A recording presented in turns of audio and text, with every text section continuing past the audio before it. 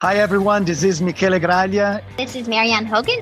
Hi, I'm Adrian McDonald. I'm Katie Asmith. Hi, this is Anthony Gasals. Hi, my name is Meg Morgan. Hey, it's Jordan Trove. This is John Ray. This is Ryan Van Duzer, and you are listening to the Gotta Run Racing Podcast. Hey, thanks for joining us. This is our third revisit for 2025 with one of our favorite race directors, and that is Brian Gallant, who is the race director for Sinister Sports. He found his way to race directing over 20 years ago after participating as an adventure racer for many years.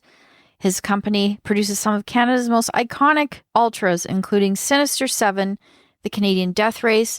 And Death Race, you're coming up on your 20th anniversary? Yeah, it's been 20 years. Oh my gosh. Since I did the Canadian Death Race. Scary stuff. Yep. That was your first ultra. Yes, it was. Good Lord. Can you believe it? Nope. Black Spur, the Divide 200, and new for 2025, they're coming to Ontario. Oh my gosh. Another 200 miler, which is going to be happening in Sault Ste. Marie. It's called the Sioux.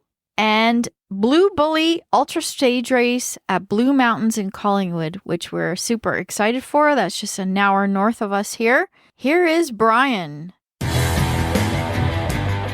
Brian, welcome to the podcast. What drew you to directing?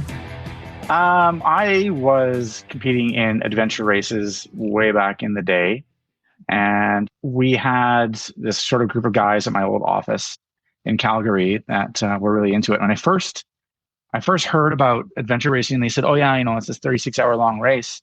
I thought that's not possible. I mean, I was always an active guy, but I thought there's nobody can race that long, and I couldn't get it out of my head. And over time, that year I went and supported a team of competitors in that adventure race, and then we got to be good friends, and we decided the guy that was hosting those races wasn't going to do it anymore after that year, so we took over the company.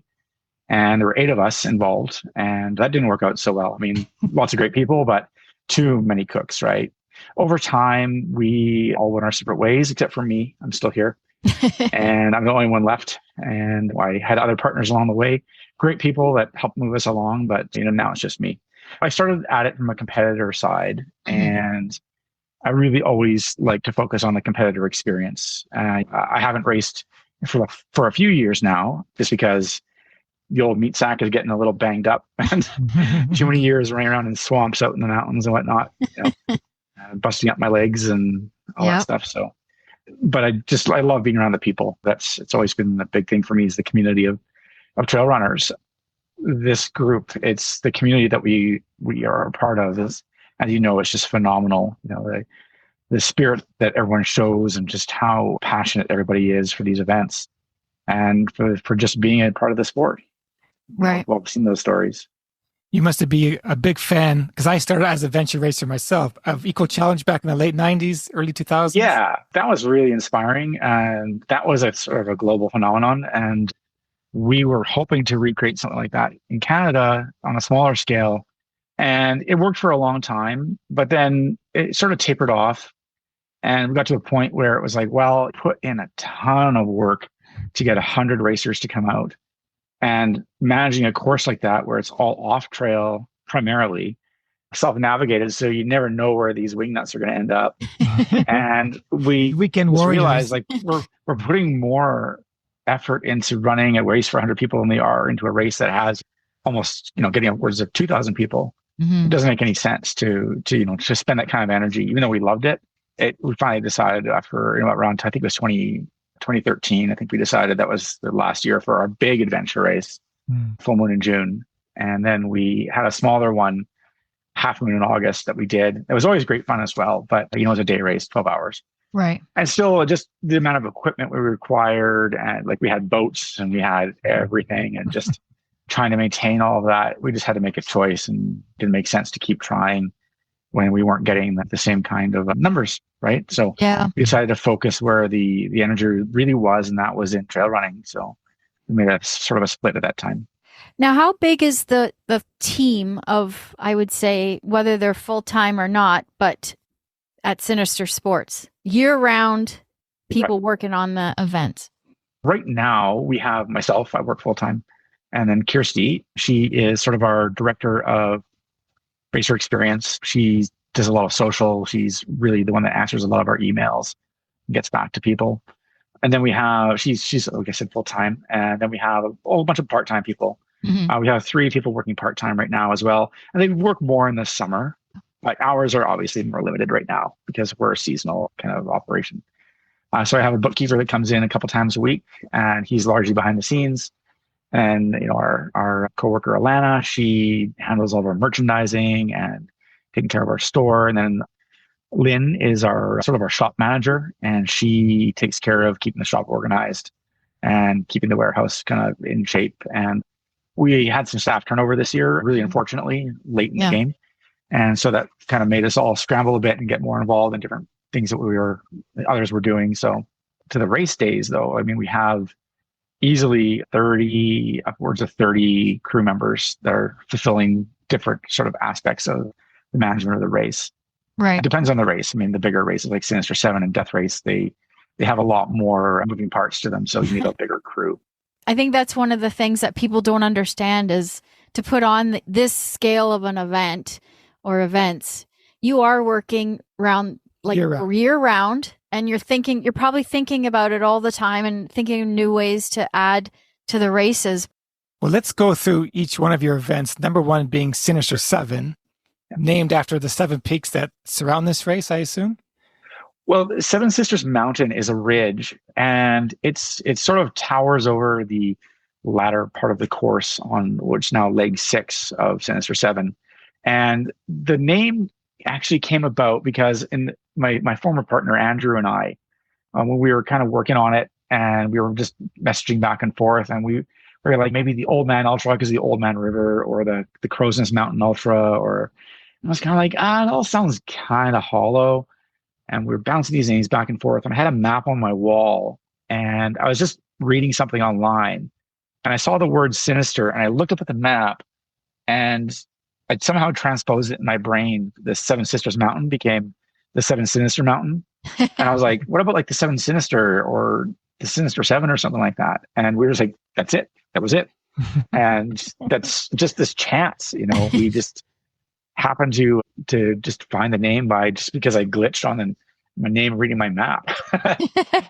But Andrew had set out the idea of having the different stages. Like when I talked about the seven Sinister Seven, I thought we'll make it a theme of sevens. We could even incorporate a little bit of these, like the 7 deadly sins and that kind of stuff, and make it a little bit more kind of epic and biblical in that sense. That was the first ultra event you created then? The Sinister Seven was the first one? Yeah. Andrew had I was actually, to be honest, I was kind of against holding an ultra marathon because I was still very firmly rooted in adventure racing at the time. And I thought, it's going to be kind of boring just to run, isn't it? And then Andrew got super excited about having an ultra marathon in our community. And so he got me really excited about it. And when I realized, wow, this is actually, it's going to be great. Like, these people are wonderful. And it's a single sport, and that's not kind of what I'm used to. I think it's something that the same kind of passion, right? And the strategy, that's what I thought was going to be missing. I thought the strategy would be missing, but it is. There's a lot of strategy in how you plan your run. Especially if you're trying to be, on the podium, a lot of strategy on how you handle that. So it's always exciting for me. And even to this day, Sinister Seven is usually our first race of the season, just because the weather here is so variable up until June in the Rockies, Southern Rockies especially. Every time, though, I get that lump in my stomach. It's just this ball of excitement. It never changes. No matter how many times we do it, it's still that same feeling. What's the most challenging thing about putting on? We know you're up to 200 now, but your 100 miler. What's the biggest challenge? That's a big jump from 50K to 100 mile. The biggest thing for me is, I guess there's a lot of people to work with. And we try to be really communicative, and we try to do a really good job of keeping everyone informed. So that does limit the amount of questions and back and forth that we have to have in that way. Leading up to the race, it's always just that planning of what are you going to do? Where are you going to put supporters that come? It basically almost raises the population of our town by close to 100%, right? It's a lot of people. And where do you put these people? They're camping everywhere. They're staying in every B&B they can find. people open up their homes, and not like an official B&B, but they will kind of board people for the weekend. They stay in the hotels in the two neighboring towns, half an hour, 45 minutes away, are both full. Yeah. There's just nowhere left for them to stay. And so that's on my mind, although it doesn't really have necessarily a negative repercussion for the race. But then come to the race, it's keeping, again, 1,800 plus people safe in the woods as they're running all over the place, making sure that safety is always my number one thing. Let's go on to the Canadian Death Race, which was my very first. This is 2005. Yeah. My very first ultra I've ever done. And Jody was on a crew? Relay team. Yeah. And when did you take this over, and why did you take over this iconic Canadian death race? Sure. Just before that, I had started Blackspur Ultra in 2015, and I always had wanted to have a series, like you can't have a series with two races as far as I'm concerned. It's got to be three. You got to have like a tripod, right? A two-legged stool doesn't stand up. You need three. I wanted to have a series of events, and I'm very cognizant of the fact that, there's this pie of racers out there. And over the years, the pie of trail runners is kind of growing, but so is the number of races, right? So you're splitting this pie thinner and thinner and thinner. Adding more and more races, to me, isn't the logical answer. It's to help races that are already there become better. At the same time, again, I really wanted to have this triple series. And so a lot of racers had encouraged me because they said, hey, death race, it sounds like they're going to pack it in. And I thought, that would be a real shame, because it is probably the most notorious event in Canada. It was one of the first two big ultra marathons in Canada. Right. Definitely the best known. And it had a real, I remember even back in the days when I started adventure racing in the early 2000s, people were like, oh yeah, have you heard of the death race? And that's just people on the street, right? Friends of mine that had no connection to any kind of endurance sports whatsoever. It was almost a household name. Right. Back then, all the media coverage that it had. It really inspired a lot of people. And I thought, I'm getting all this encouragement from people to check out, to see if the people that run Death Race would be willing to turn it over to me. I just thought it would be really terrible to see such an iconic event disappear. Absolutely. And rather than recreating something in a kind of a climate when there's over 2 to 3 ultra marathons every weekend in a region, why not just take over another event that needs some help? Yeah. I approached them, and they agreed it was time for them to hand it over to somebody else. What changes did you make? Because I don't remember there being a marathon when I did it back in 2005. Did you add that? No, I didn't add that. Actually, that came in, I think, a year or two before I took it over. And it's really great to have more people getting out on the same course and enjoying that. I still think I haven't announced it for this year, so I can't really, because we already have a bunch of people signed up. I think next year what I want to do is increase it to a full ultra, like a 50K. Yeah. I have to add a little more distance to it. I'm not sure how that's going to happen though, since there's not many places to go up there. But I'd love to see it become an actual ultra as well, and add just really only adding 8 kilometers, right? Just go around the parking lot. No. Do loops. Yeah, do loops, lots of loops. There are ways that we can make it happen. I want it to be purposeful. I don't want it to be just sort of like lame distance, right? Adding in mileage. For the 20th annual in 2019, we had around 1,100 racers. And I think that was like a good number. Grand Cache is a great place, and they're very welcoming, but it's also hard to fit that many people into a small town. Yes, I remember that. Very few resources. Small. So, yeah. Well, it's nice to see that it's still happening, because it is probably still one of the more well-known races out there, even to non-ultra runners. And you still have to bring your coin everywhere and show your coin, right? Is that still the rule? So we made a little change this year, and it freaked people out so much. And I loved it. I was just like in the background the whole time as people were panicking. Like, we didn't go out the coins at registration this year, and people were texting me, all these racers I know were texting me, my phone was blowing up, and I wasn't saying a word about it. So what we did was, I thought, I want things to be purposeful again, right? And I thought, if somebody really wanted to, they wouldn't actually, unless you check them regularly. And the chances of finding somebody in a spot check out of hundreds of racers is small, and the time it takes and just having the resources to do it. So spot checks were infrequent. They could go without carrying their coin right up until the last transition area.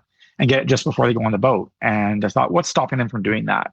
Unless we're checking all the time. Yeah. So I thought, let's make them earn that coin. So we put the coins in a bucket on top of the mountain on leg 4 on Hamel. So they had to go up and go out on the spine, if you remember that part. Yes. And you kind of run up to the mountain. You go way out on this little ridge line and come back. Yep. And I thought also you have to go get something to prove you're on the spine. There you go. So now you go out there to get your coin, and only one person missed it.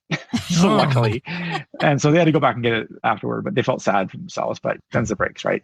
And I think it was actually, I talked to a few people ahead of time and they were like, oh, this is a pretty big change. I don't know how people are going to like that. I don't like it. And then I did it because it's amusing for me. As I said, the reason we're doing it is to be purposeful. Like I said, you're going to go earn that coin now, but it's purposeful for me as well, because you have to get out there and get this coin and bring it back. And you can't go on without it. No, that's a good idea. But it's also amusing for me. So that was one of the main reasons. And it was actually really well received. People thought it was brilliant. They really loved the idea of like, I can't miss this coin. I think I might go back and do this race just to do that. Yeah, it's worth it. It's a great race. So. There we go.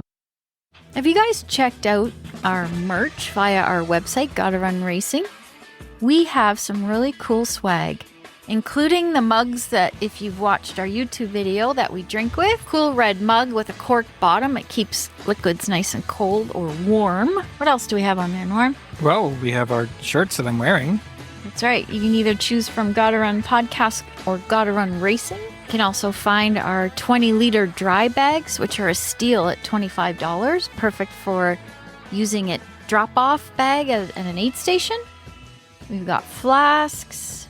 We also have cooling multifunctional neckwear, which is a fancy word for a cooling buff. Has the GottaRun Racing and podcast logos on it.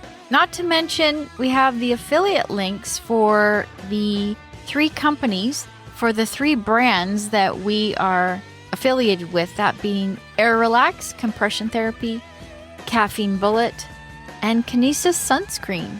So by following those links, you can access exclusive discounts. So do check that out, GottaRunRacing.com. Let's move on to Black Spur. Yeah. There's another one for you. There you go. Yeah. Which I did in 2017. Very unique medal. I did it because I wanted to earn my UTMB points. And that's what I like about all your races, is that you're either getting UTMB points or a ticket to Western States. Right. And I love to be a part of UTMB. And it's a little different now. I don't quite have my head around it, but it was UTMB managing it. And pretty much any ultramarathon could be a qualifier. You just signed up and they said, sure. And they were very open about that. And then ITRA, International Trail Running Association, took it over, and they started to charge a fairly hefty fee to actually be a part of it. And I thought, well, it's still worth it to be able to send some people to UTMB. And it became a lot more difficult to get your status there. Like the number of points you had to earn, we were the highest number of points you get for Sinister Seven at 6 points, I think, at that time. And then Death Race was 5. Black Spur was 5 for the 50 or the 100 miler, or 100K, I should say, pardon me. And then last year, ITRA and UTMB split again when UTMB was taken over by Ironman. I believe it was Ironman, correct? Yes. That was who it was, yeah. And just sort of back to the way it used to be, although I think that Ironman has more of like a hold on the point allotment with their stones and all this. I don't quite have my head around it, and I do need to look into it further, but we're still happy to be UTMB qualifiers. I don't think anybody has their head around the whole stone thing yet. It's very confusing. Yeah, I think so. I've always loved Black Spur because it has the kind of trails that I love. It's not all single track, but as you know, having run it, a lot of winding technical single track. And there are sections that are just up rock slabs. It's a kind of a trail, but it's just basically a big sheet of rock. And then you're winding through the trees on these ridge lines and up and down over stuff. And that's what really gets my engine going. So I really enjoy that kind of terrain. And it's really varied too. I mean, you go from these lush pine forests into sort of almost like savanna-like terrain on the south end of the course as you get down towards the south end of the course down to the river. I've never been a big fan of sort of like repeating loop events, but In Blacksburg, it makes sense because you see it in such a different way the second time as well. For most people, because they're seeing it in the dark the next time and getting into dawn. And you've always had a chance to kind of like, what's coming up now and how you're going to approach it. You have a chance to learn on the first go around. So Well, it's great for crewing. Yeah, absolutely. and it's the easiest race you can ever crew. You can go sit in your hotel room or go to the pool, get a That's text what from I your did. racer. She was looking at me Coming at down the the hill, balcony, coming down the ski hill. Oh, I better Oh, go yeah. out now. I better go out now. Yeah, there you go. She had to put her beer down. Yeah. So it's great for that. What I always said to people was, if you want a good race to start out with, and especially with a crew, take them to Blacksburg and make them see how great crewing is, and then take them to Death Race, where they're like racing around the valley all over the place, like through the bush and out in the middle of nowhere. And then you can like kind of ease them into the harder ones, right? They're hauling gear, across the field and whatnot. Exactly. In Blacksburg, you walk up with your drop bag and you put it in the tent and you're ready to race. It's That's that easy. awesome. Well, we don't want to run out of time, but we really want to talk about the divide. Can you give us just a brief preview of what the runners can expect over this 200-mile course? Sure. If you've heard of the Great Divide Trail, the Great Divide Trail Association showed up in town a few years ago. Now, this route has been around since the 70s, I believe, but they've been improving it every year. So I actually started to do a little bit of volunteer work with them, just here and there, not extensively. I really fell in love with the idea because, the continental divide has always played a big part in life in the Southern Rockies because we're right on the verge of BC, right? I mean, I'm looking at the divide right behind me and I stare out my window, and it's always been really inspiring.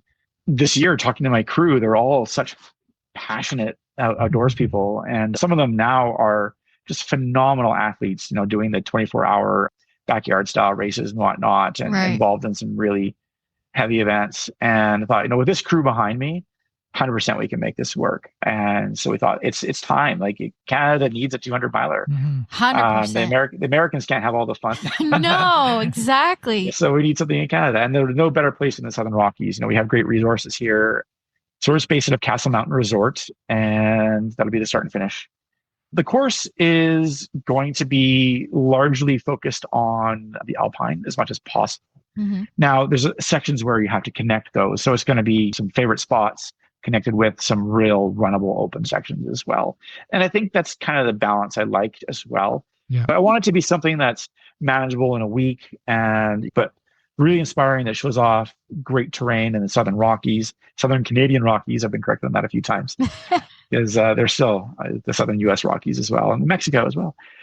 It's really like Castle Mountain, though. That area is a real special place for me. The race itself, it starts off with a big, long, flat run, not flat, but flat-ish for the Rockies.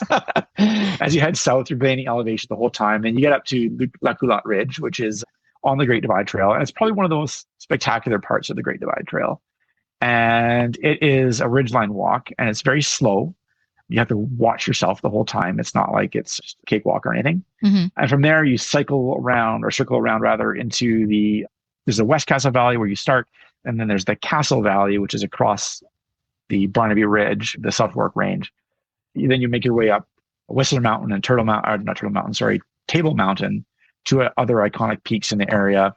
Then you get yourself back to Castle Mountain Resort, and you make your way through what's an area called Lost Creek.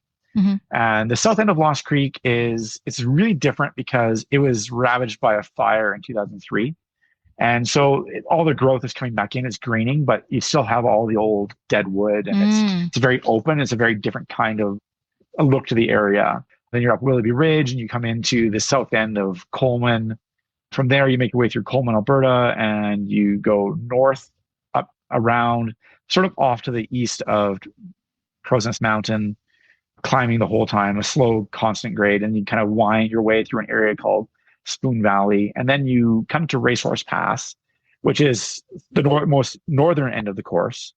And then you will be running down what's called the High Rock Trail that opened this year, again, part of the Great Divide Trail, just below the Continental Divide on those peaks that make up the divide. And it's a pretty relentless trail in that it's not super technical. It's a well-defined single track, but it's a lot of up and down constantly. So that's really going to separate people. From there, they get back to Coleman and back down into the western part of Lost Creek, where the fire was centered, and then making their way back down to the resort. So a lot of variety and a lot of high alpine stuff. It's not first come, first serve who signs up. It's a lottery-based system. Yes. And also there's prize money that's going to be awarded. How did that, or why did you want to put prize money into this? Honestly, we want to attract some big names, and but they still have to put their name in the lottery, though. They're not. They do, yeah, they do. I think that to make it fair, we're going to give everyone a chance, and we are also asking people to give us a little bio. And I don't want to sound harsh, but if someone's trying to sign up and they don't have any kind of experience, this is maybe not the best race to start for them. We're going to let them know that. Yeah. That we want you to volunteer, come out, help, be a part of it, but maybe don't please don't sign up. Not quite yet. And we'll talk to them about it and say we want to make sure that this is a good experience for you. And I don't want to sound elitist, but at the same time, 200 miles is more than a year of training, right? You're already behind if you haven't started yet, unless you have some really big experience already. Yeah. You can't start this out as your first big ultra. You need to work up to it. Right. And by all means, the bios we're getting, the people are great. They're really responding to that and doing a great job describing their history. So, I'm really confident we're going to get a good group of people. And I do have to let everybody know, I'm not sure if it's clear to people out there what the terrain in the Southern Rockies is like. It's not like it's all groomed trail. It's very rocky, the Rocky Mountains, right? That's not just because they're big rocks. It's because there's little rocks all over the trail too, right? It's the kind of stuff that chews you up pretty fast. And you have to be prepared for that. We did talk to people who won 200 milers in the States. And so we did pass on saying, hey, why don't you come up to Canada? Let's see what you got. So we are getting your name out there. Yeah. Well, I would like to say that your race names, Sinister, Death, Divide, great names for great races. Thank you so much. Absolutely. Yeah.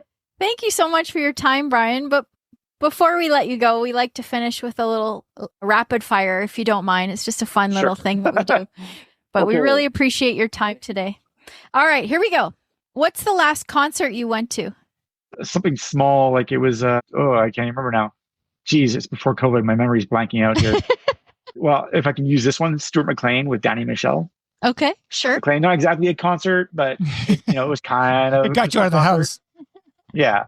We used to go every year to Banff, to my wife and I. That was our tradition. We go to Banff. So that was the last one I can recall. Okay. But it was Laurel music, so I call it a concert. Yeah. All right. Do you have any tattoos? I have 3 tattoos. I can't really show you because they're covered in my sleeves, but I have one of my 2 dogs who passed away in this one arm. I have one of my new dog on this arm. And I have a crescent moon on my butt. Very nice. Very nice. Beer or wine or neither? Both. Sure. At the same time? That's an answer. I will switch back and forth depending on what I'm eating. I do like having a beer after work or in the afternoon with the crew. I wouldn't say it's like a defining part of my life, but it's definitely, I enjoy a cold beer in the summer. In the winter, I actually like to have a port. So fortified wine after dinner, after a big meal. I like the winter foods, which would be another Christmas treat. Heavier stews and roast stuff and glass of port afterwards by the fire. That's always great for me. Okay. Star Wars or Star Trek? Star Wars. Okay. 100%. You and I are best friends now. So stepbrothers, we just become best friends. And finally, pick a superpower. Teleportation. Aha. That's So number common. one. That's So number one. common. Yeah. So I can be in so many places that I need to be so much faster.